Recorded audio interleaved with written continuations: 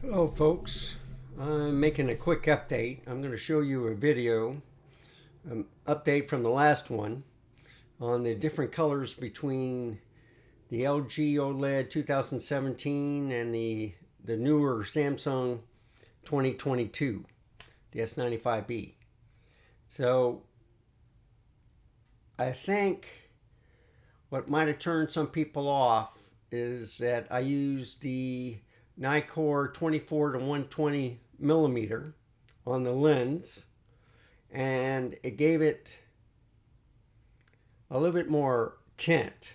So what I'm doing now is I'm going to show you a video with different aperture compensation settings to see if it looks a lot better on the TV. And this has also helped me experiment for filming on the inside. I had good lighting. It just that the lens and the lighting makes all the difference when you're doing your videos. So with further ado, here we go. And I'll run the NX Studio.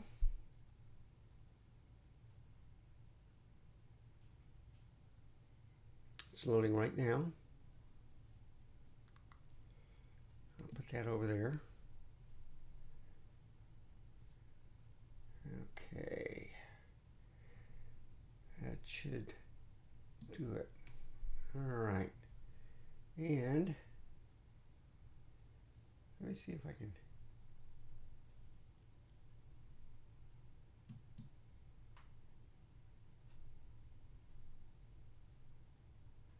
Yeah, I don't know. All right. So first off, you have to go back over here to the new scene. I'm gonna load a file, and then I'm gonna load this one right here.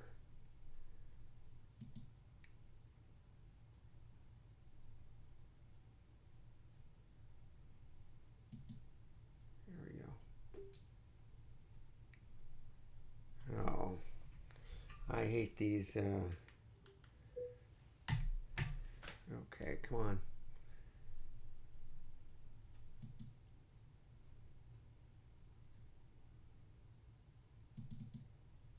There we go.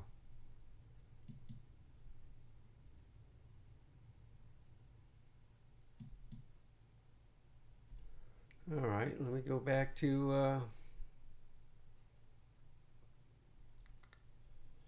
here.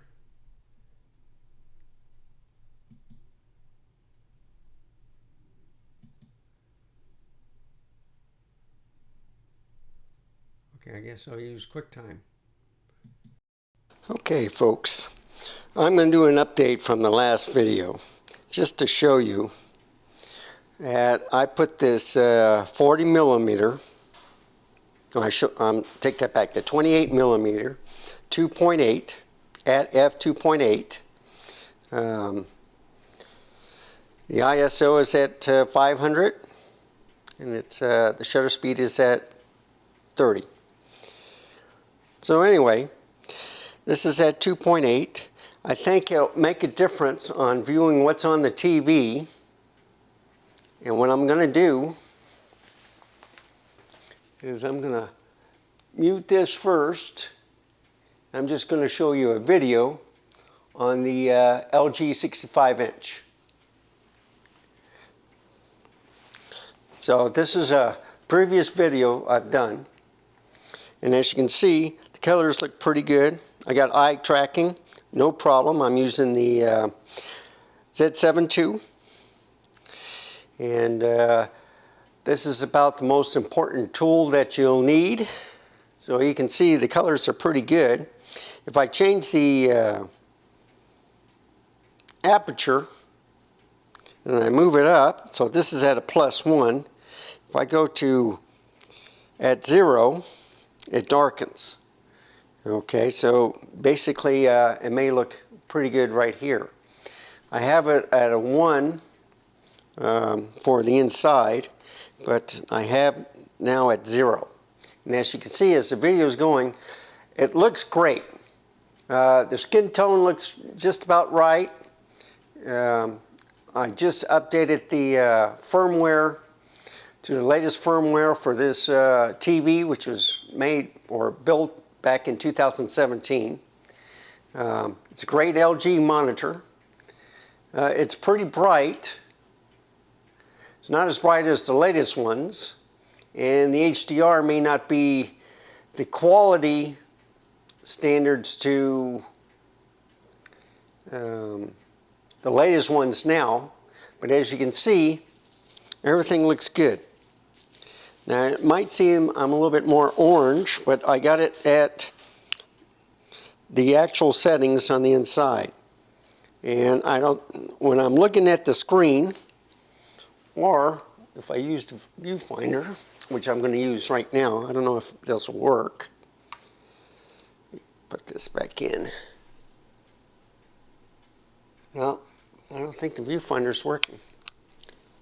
Oh, yeah, it is. Okay, so if I'm looking at the viewfinder, yeah, it looks basically the same as the LCD screen. My skin looks kind of an orange. And the reason why I'm showing this is because maybe it's the lens. And I look kind of red tint on the TVs that I did on the last video, and it just came to me that maybe it's the lens. So in the last lens I used the 24 to 120 at different settings, usually 55 millimeter to 60 millimeter, and this one is the 28 millimeter. So it's sharp. It gives you a different texture of the colors, and if I increase the let's see, I'm at 0.3, 0.5, or 7. I'm at 1. Right, so it brightens up a little bit. Then if I go a little bit higher, now I'm at 2. So you see in this one, I'm really bright. I just wanted to show you the difference by just using the aperture compensation. So I'm going to move it back down from 2 to 1. Of course, you can see my hand. It's a little bit more orange now. I'm going to go to 0. Now I'm going to go to the minus. So this is a -1, and I'm really red. Now I'll go to a -2. See, it's real dark. 1, -1, 0.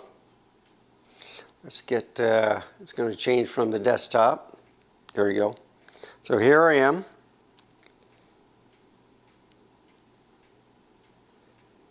Yeah. See? So it looks better now at 1. And I think if I go to 2, it's, you know, it's overblown.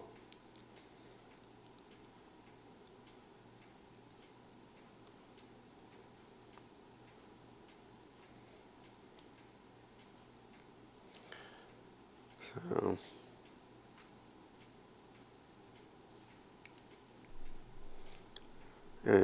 I'll go back to 1, right where I had it. Now I'm in the dark, but still it looks good. So anyhow, this is just me doing this quick video just to show you. Let me do that at 0, see how that looks.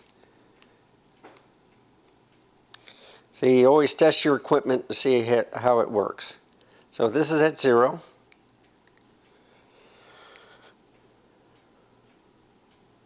I'm having a little fun with the fly swatters.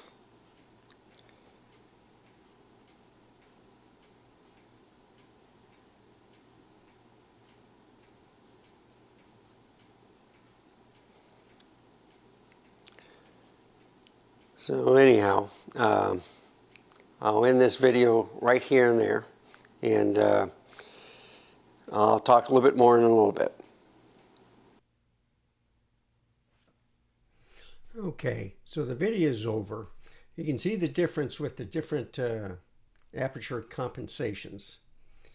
So I'll go back here, video, back here, and then of course I'm sitting at a different spot. But anyway, I hope this helps. It makes all the difference in the world with what type of lens you're using on the camera, lighting, and you always have to readjust the settings in your camera to the lens. This right now I think is at 2.8 at the bare minimum, or at the open end, and it's just a 28 millimeter, but it looks good, and you don't see that orange tint usually like you would see on my other TV. And I am showing this on the LG Ultrafine 2.3, so I'm kind of more of a way I should look like in the mirror, what I'm viewing right now. If I put this on my TV, I'll look a little bit more orange, and on the LG it's right in the middle, so it's not as much orange, but it's not as much as the Ultrafine. It's like in between. So just remember, Samsung pops with this new QD OLED. It's not accurate, but it's the colors that I like, watching.